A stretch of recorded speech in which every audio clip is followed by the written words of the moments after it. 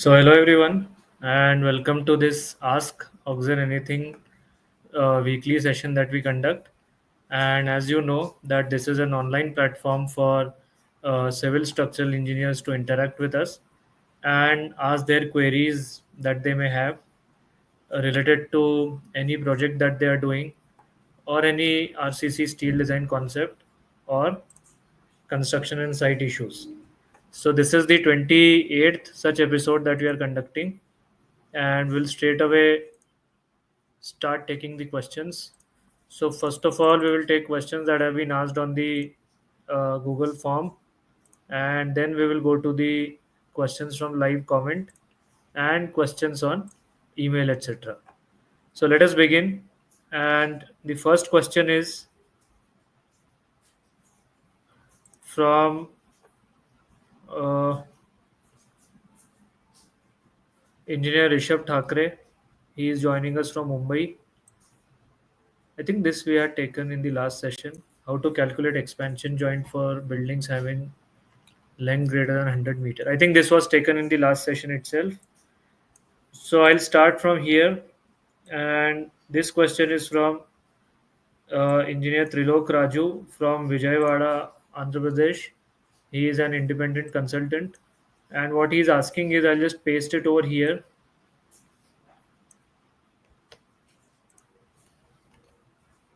I hope this is visible.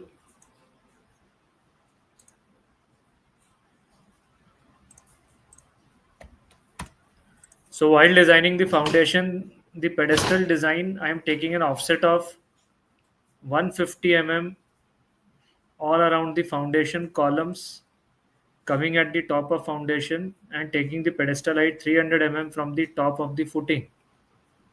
I am not providing reinforcement in this pedestal.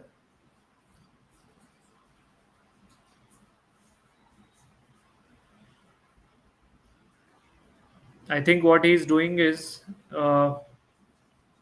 this is his column pedestal, so to say, and then he has taken a 150 mm offset, and then he has his footing.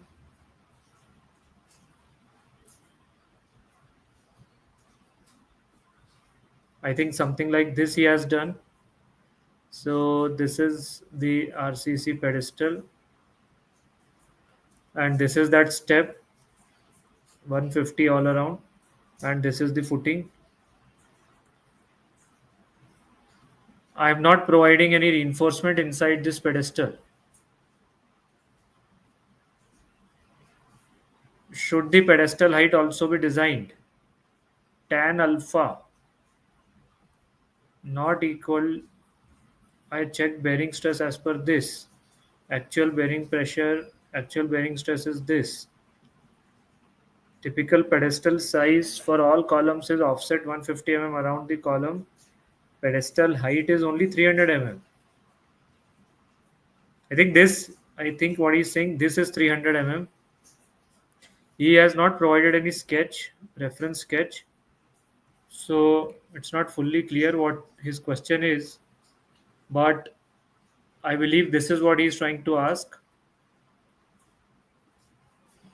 And what he's saying.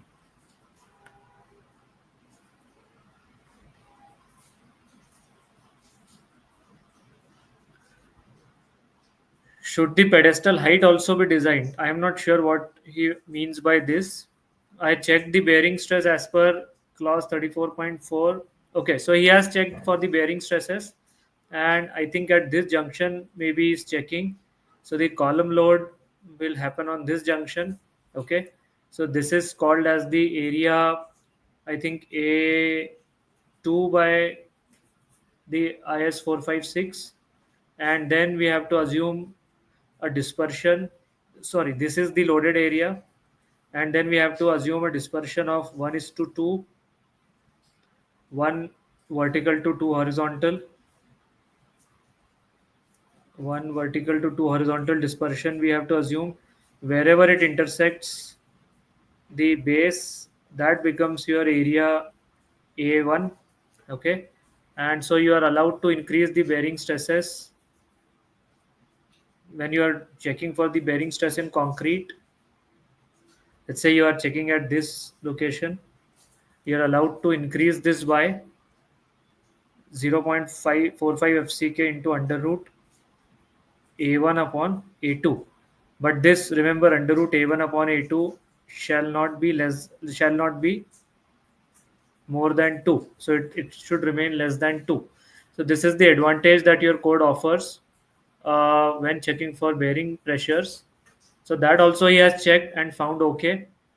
Now what his question is, can the pedestals be designed without the reinforcement? I don't think so. They should be designed without reinforcement. So uh, you should provide minimum reinforcement. All your IS 456 provisions also tell you to provide minimum reinforcement if it is structurally not required. So provide at least minimum reinforcement. Okay. And that can be as per the IS 456 provision, where I think it says 0.15 of the cross sectional area or zero point 0.8 of the required, no, zero point 0.4, I think, 0.15 or zero point 0.4. You can see the codal provisions for this. So a certain percentage of the required area, because in pedestals we may end up providing larger sizes than required. So a certain percentage of the required area, or I think 0.15 of the gross cross sectional area. Some requirements like these are given in the IS 456 document. So you should not provide a pedestal without reinforcement, even if all checks are passing. Provide minimum reinforcement as per 456. Okay. So I think this answers this question. This was engineer uh, Trilok Raju. Now we move on to the next question. This is from engineer Jay Patel from Ahmedabad. He is a working professional and he is asking, in the pump house, in design of a baffle wall which is continuous is subjected to water pressure on both sides.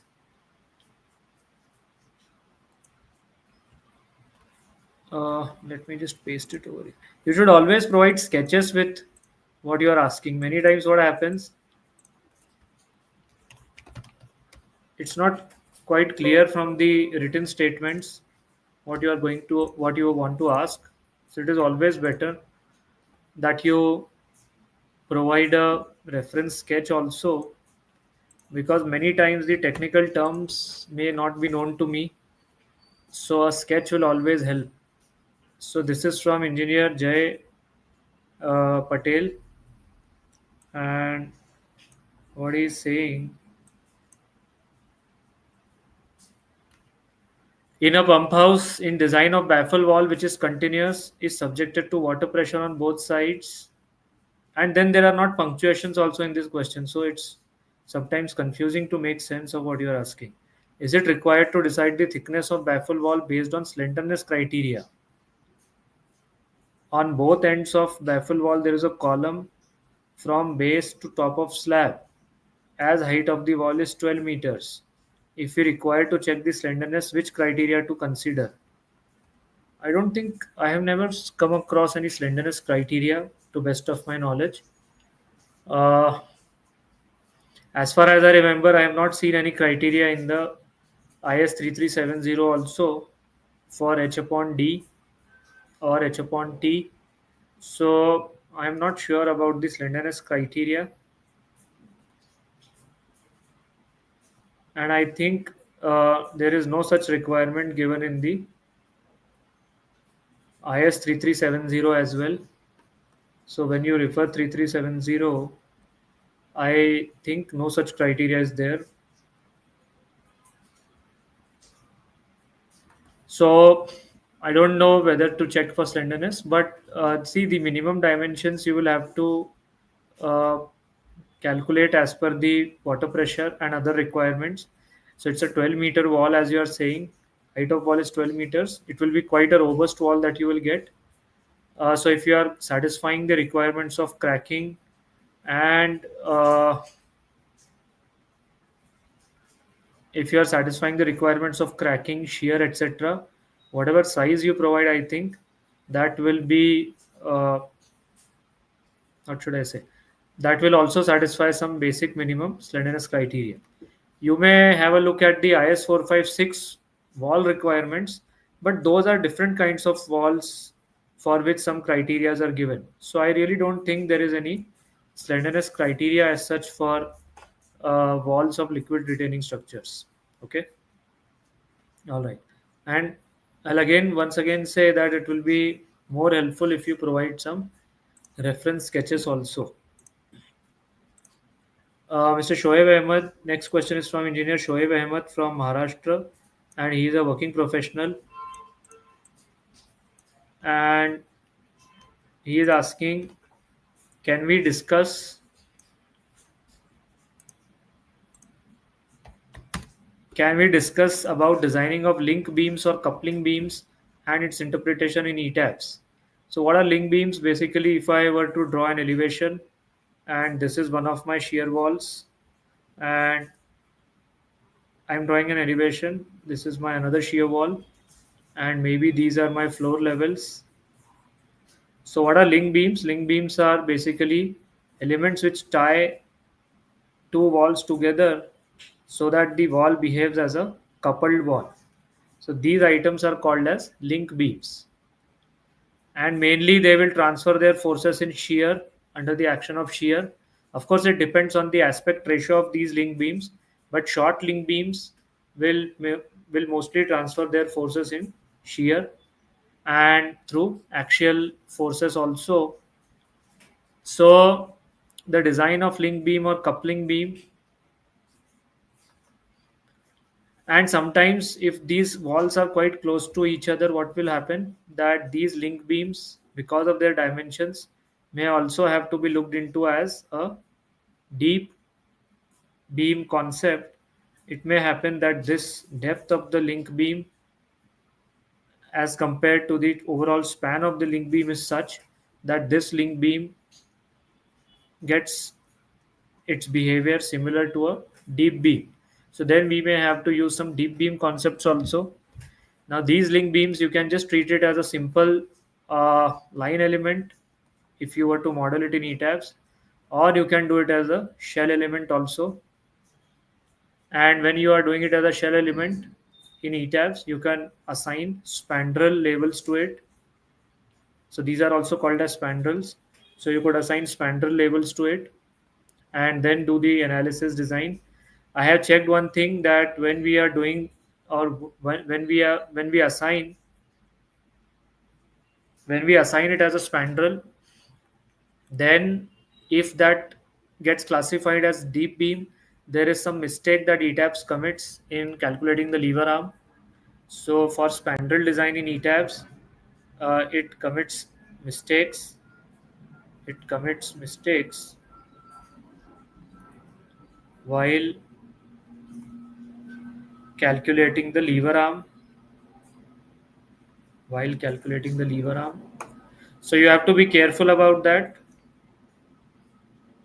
So it is better that if you are getting your link beam as a deep beam, I'll suggest you that you do the calculations for lever arm manually as per the IS 456 provision. You could make an Excel sheet for it. And otherwise, if you are analyzing or if you have assigned it as a line element, then of course it will not design it as deep beams, because line elements in ETABS, ETABS is unable to analyze your, or rather design your line elements with respect to provisions of deep beams. Okay, so if you have assigned your link beams as line elements, then the calculations, if they are falling as a deep beam, will have to be done by you manually. If you have assigned this as a shell element, if you have modeled them as a shell element and assign them spandrel labels, then be careful that ETABS commit some mistakes in lever arm calculations. uh, the design and some provisions of link beams you can find in IS 16700, and a few of the provisions are also given in 13920. Okay, so you could refer them, especially the diagonal reinforcements that are required to be provided, how to provide these diagonal reinforcements, how to do the calculations for it. All those things are given in these two codes. You may refer them. Third thing is that its behavior.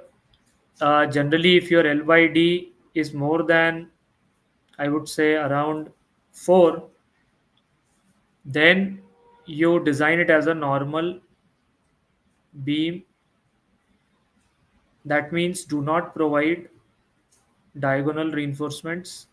This is out of discussions with practicing engineers that I'm telling you. Do not provide diagonal reinforcement and just provide ductile beam shear reinforcements as given in 13920. So if your L upon D for these link beams exceeds 4, then don't worry about the diagonal reinforcement calculation. You just design it and detail it as a normal ductile beam as per the 13920 provisions.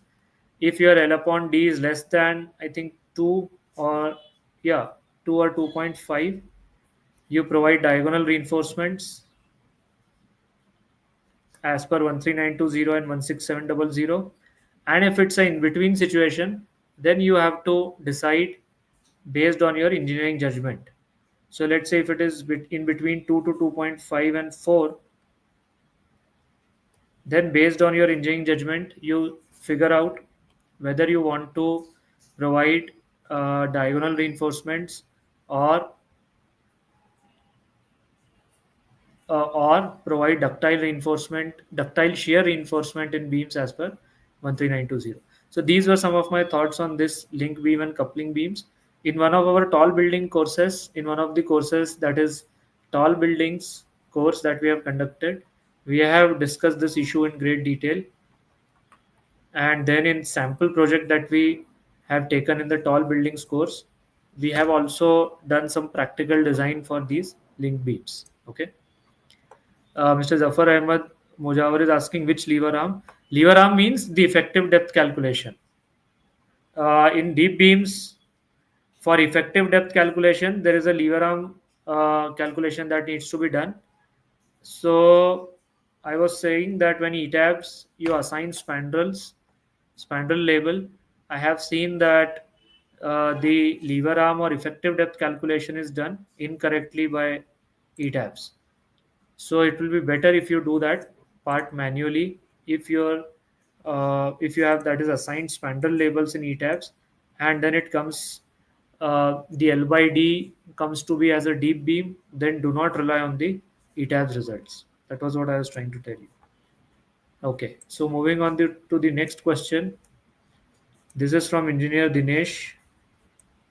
He is also a working professional, and let's see what he is asking.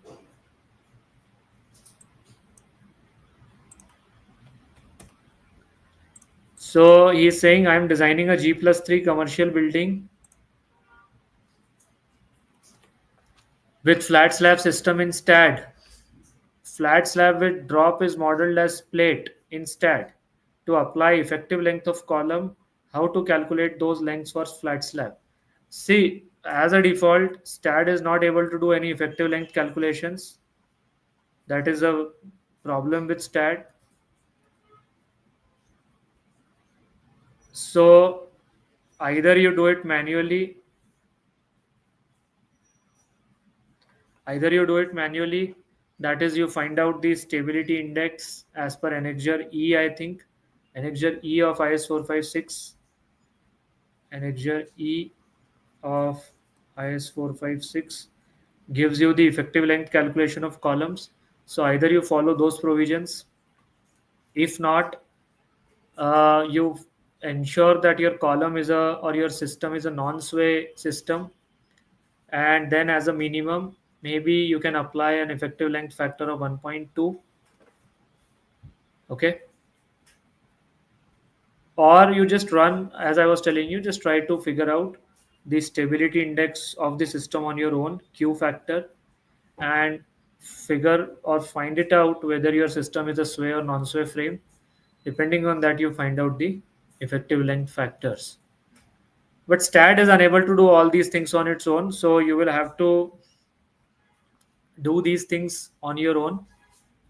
And I would not say STAD is a very good software for checking other effects also. So if it's a flat slab structure, I would suggest that you should do it on ETABS or SAFE. ETABS and SAFE, that is. So individual slab modeling and slab checking you can do it on SAFE, and the overall 3D model you can do it on ETABS. Because then ETABS, because STAD will also not do any punching check and other requirements of flat slab. ETABS will not do it. Sorry, STAD will not do it properly. Also, you will need shear wall systems to integrate with your flat slabs. So for shear walls also modeling and analysis design is not so simple in STAT. So if you are doing this type of a building, my recommendation to you would be to use ETABS and SAFE instead of STAT. And for effective length factor, as I told you, STAT is unable to do these things on its own. So you will have to check for the stability index Q. Refer annexure E of IS 456 for further details. Okay. Okay. Next question is from engineer Uh, Ketan Mahajan from Jargaon, and he is a working professional. He is asking what should be the design consideration if someone wants to use EPS panels for construction. He has shared some images and references on email. So let me just see what he has shared.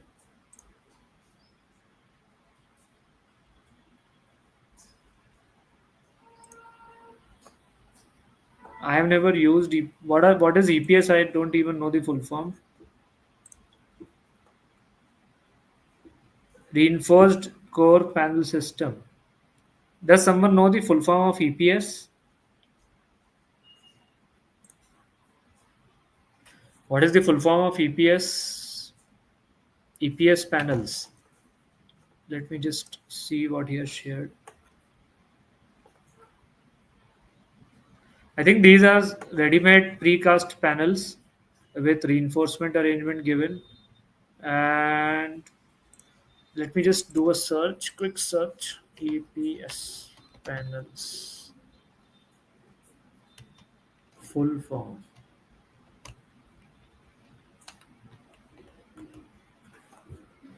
Expanded polystyrene panel.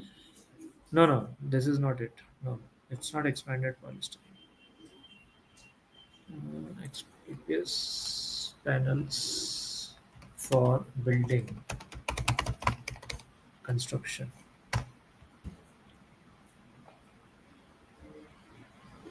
Yeah, I think that is what is mentioned. EPS panels, expanded polystyrene panels. Yeah, Mr. Ketan is providing. Just hold on.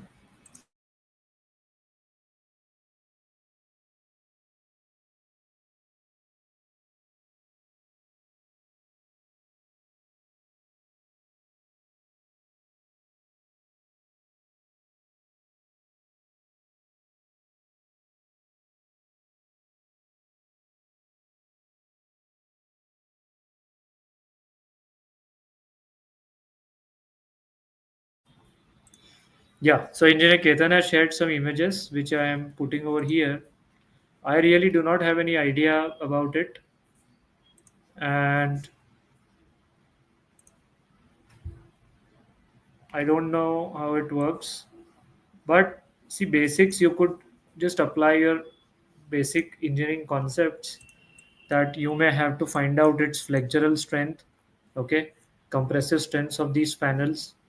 Mainly, if you are able to find out the flexural strength and compressive strengths, uh, most of the things required for a simple building you could then work out if you know these two values, and these could be found out on the basis of whatever is the thickness you are providing, what material properties you have provided.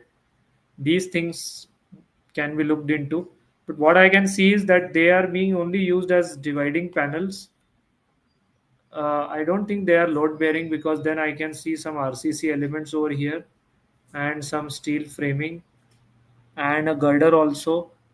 So I'm not sure if they are being used as load bearing members. I think they are being only used as partition members. So if they are being used as partition members, then the cause of worry is even lesser, because they are then assumed as non-structural elements. So I'm not sure if they are being even used as structural elements over here. So I don't have much detail about it. So unable to answer. This question was from engineer Rishabh Thakre. It was the first question that he had put, but then I thought that it had been answered in the last episode. So let me just show you over here what he's asking.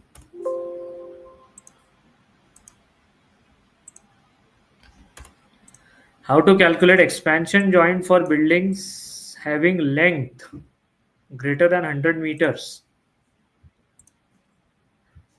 And okay, so engineer Ketan is adding to his earlier query that they are being used as load bearing members, but for smaller ground floor structure. Yeah, so that's what I thought. If they are, acha, they are being used as load bearing members. Okay, so he's saying for smaller structures they are being used as load bearing members.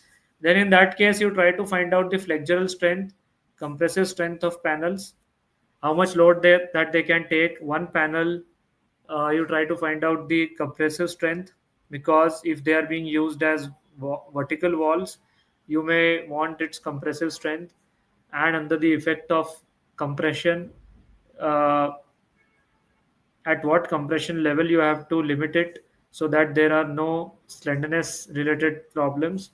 I think all those things you need to find out.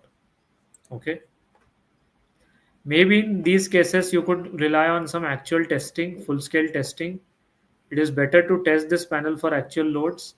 That will give you some better idea than theoretical calculations will give you. Okay.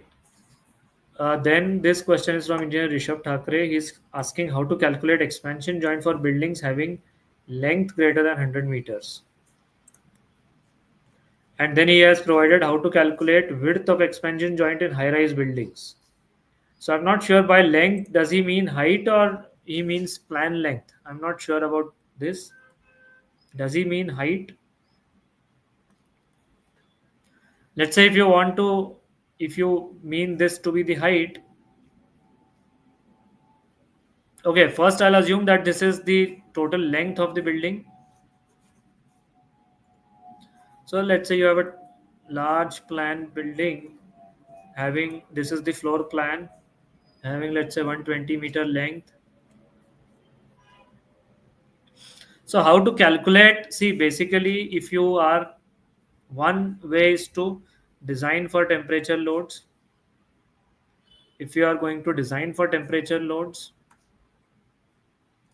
because expansion is generally temperature related. So one answer is that if you are designing for temperature loads, then you do not need to provide any expansion joints as such. Okay, but if you are not designing for temperature loads, then you may have to provide expansion joints at every, let's say, 40-50 meters. You may provide one expansion joint. Now the width of that expansion joint, for that you may have to calculate the, for this expansion joint width, you may have to calculate the temperature related movements.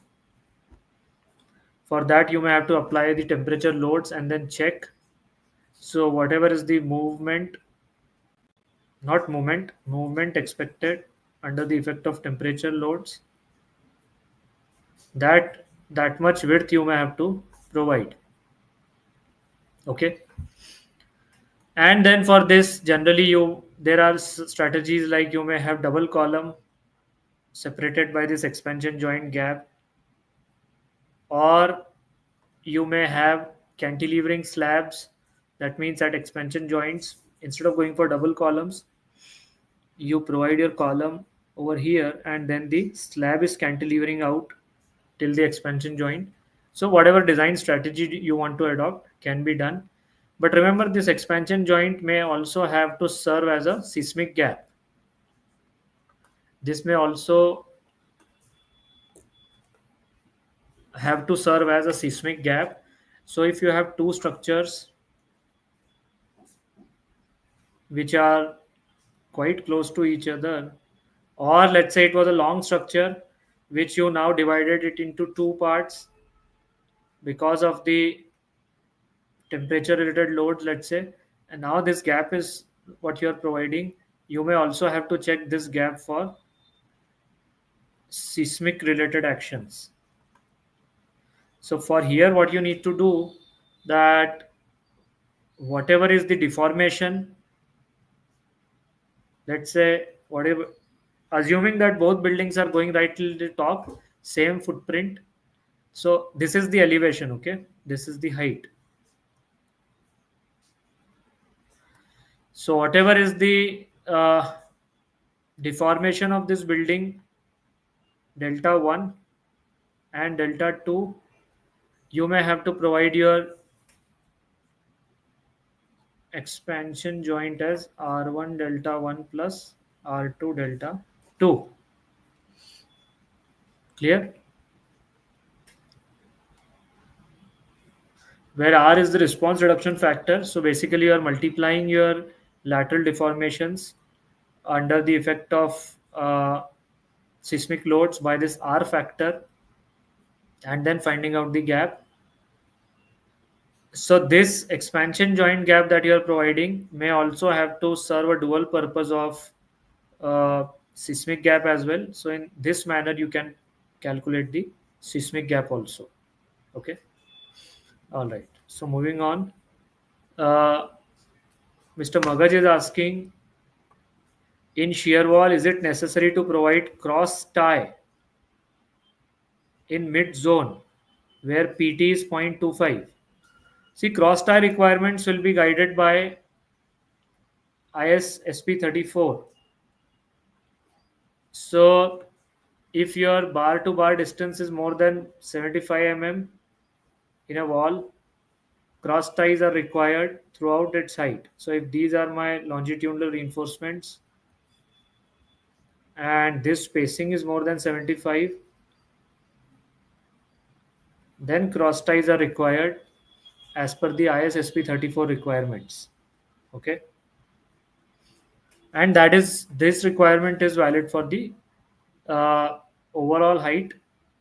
There is no relaxation so far as this requirement is concerned. Mr. Tamilarasan is asking for effect. So he is continuing with his flat slab query that he had about the effective length calculations in flat slab buildings. Where was his query? Yeah, this query, I am designing a G+3 commercial building. Yeah. So he is saying,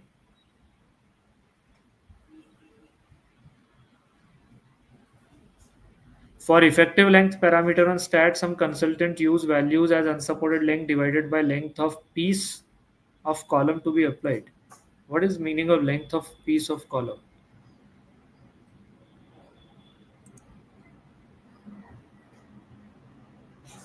In that case, for flat slab system, length to be considered length of column as drop to drop from plinth beam to terrace floor for length. I am not getting your question, please.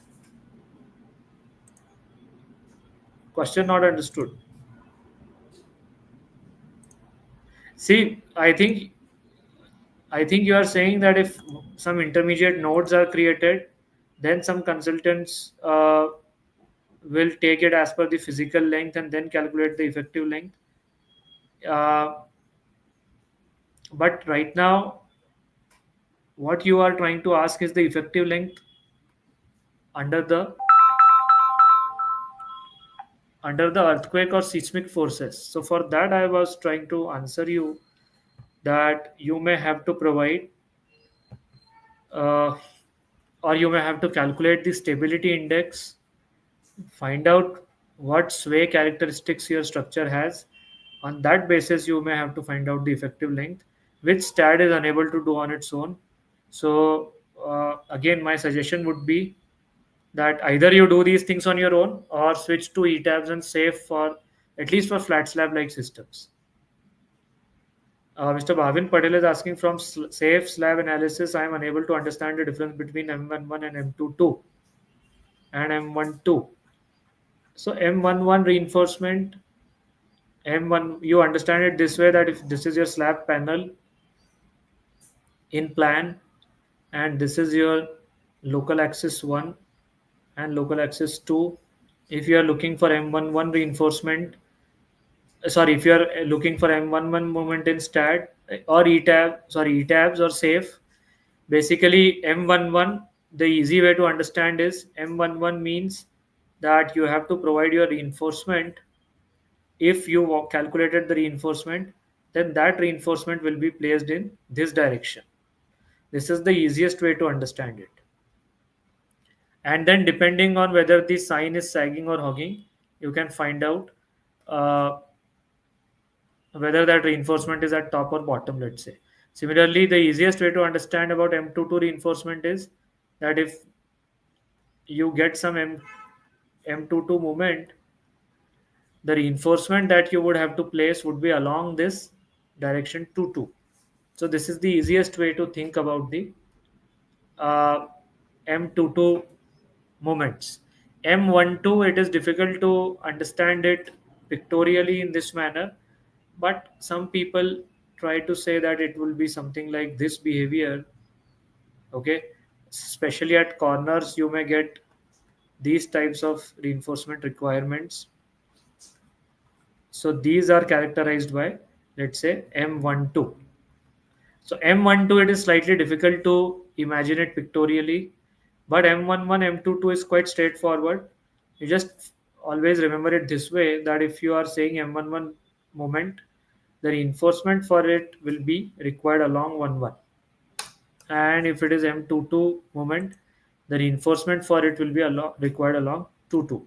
I think that is an easy way of understanding it. Okay. Yes. So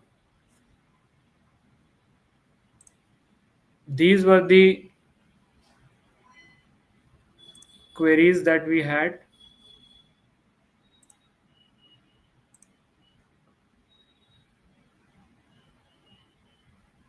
And I think we have answered all the queries on the Google form. No, there's one more question.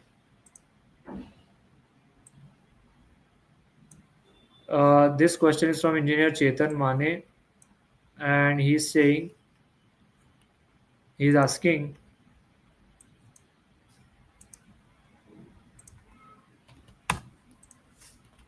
in what cases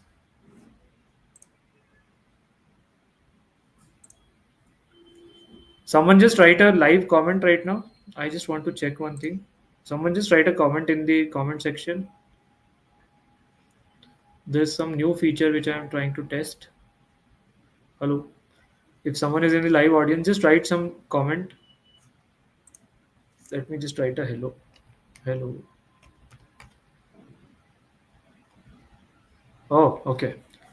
So this comment also appears over here. Can you see? Nice. So the comment also appears in the video itself. Yeah, good. Anyway, coming back. So the question being asked is by engineer Chetan. He's from Navi Mumbai and he is a working professional. Let's see what his query is. In what cases can we avoid? In what cases? In what cases can we avoid? Can we limit or avoid slenderness check and torsion check as per this AISC? See, in AISC there is no need or no provision as such of checking for slenderness. Okay. So, for example, you are given in the, or rather, you are given in the IS 800 to follow certain criterias like columns shall not have slenderness ratio more than 180, or beams shall not have beams designed for flexure shall not have slenderness ratio more than 250. You have those criterias.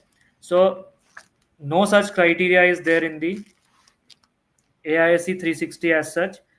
The word only used is preferably. So it's not a limiting criteria or it's not a compulsory criteria. They're only saying preferably.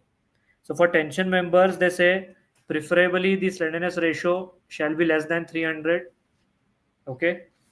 Again, I'm repeating it's a preferred provision, not a compulsory provision. For compression, I think the preferred slenderness ratio shall be kept less than 200. If I remember correctly. Okay. Yeah. Uh, for tension members and slenderness ratio less than 200 for compression members. So all these are not compulsory criteria but preferred criterias. So slenderness ratio, if you are maintaining them below this level, then it is allowed for you. Number one. Your second question was torsion check for steel members. So torsion, I don't know what torsion you are asking. Are you asking for direct torsion or you are asking about the flexural torsions? You need to clarify. So design for torsion is not optional. If there is torsion, you have to design for it. Okay. Uh, so torsion is not optional. Not optional. If your member has torsion, you have to design for it. And provisions are given in design guide number 9 for torsion design and mainly for I sections.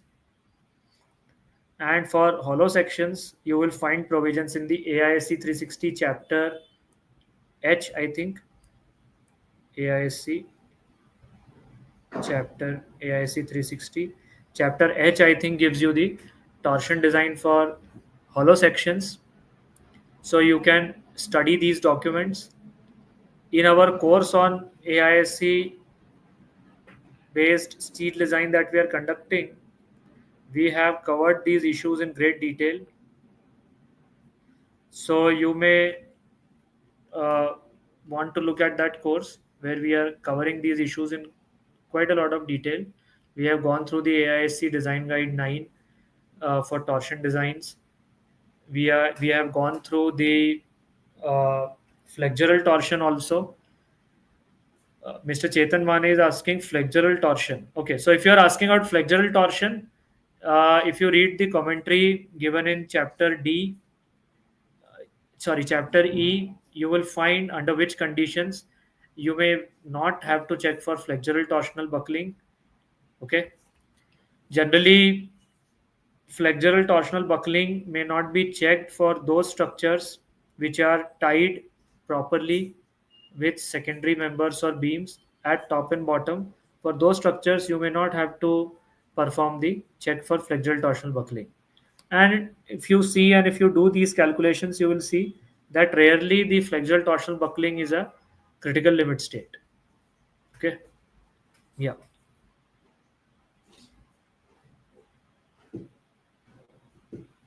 Then he is asking, can we avoid these checks for H frame or steel frame having height between 3 to 5 meters? I think I have already answered what you need to do when you can avoid.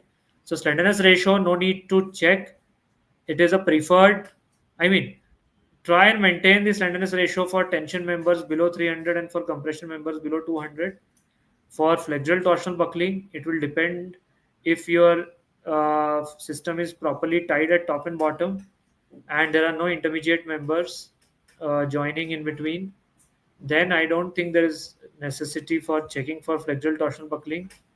However, it's generally not a critical limit state also. Okay, so yeah. Any other question? No. No, there was one question. How to, Mr. Bhavin Patel is asking how to partially release movements like say 30% or 50% in ETAPS. So there are options when you go for release. There is this option where you can input the fraction value also. That means when you select a frame and then you go to assign frame releases, then you will have that option to put the percentage. Your question should have been how to find out whether the percentage is 30 or 50 or what. So that will depend on the connection that you are going to provide.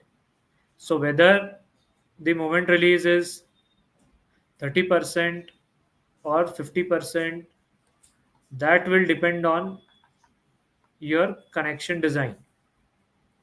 What sort of connection you are providing, and what is the level of rigidity that connection can offer. On that basis, the partial moment release factor can be decided, and that is not so straightforward to figure out. So you may have to plot moment rotation curve, and on that basis you may have to find out the uh, partial moment release factor. So it's not straightforward. Okay, any other question? All right. So I think we have answered the questions on the Google form, answered the questions on email, and we have also answered the questions asked on the live comments. So I think this is it for this session then. If you want to, so as you know, what happened? We conduct this session every weekend. So the Google form link remains the same, and that you can keep on putting your questions. I'm just putting it the live comment. So this Google form link remains the same. So throughout the week, you can put your queries over here. And if you have any specific thing, or if you want to directly contact us, I am just putting the WhatsApp number link over here. So you can connect on WhatsApp by clicking on this link. Okay. So that's all for this session then. We'll meet you next time, next week, next weekend, that is. Till then, have a good time. Bye bye and see you.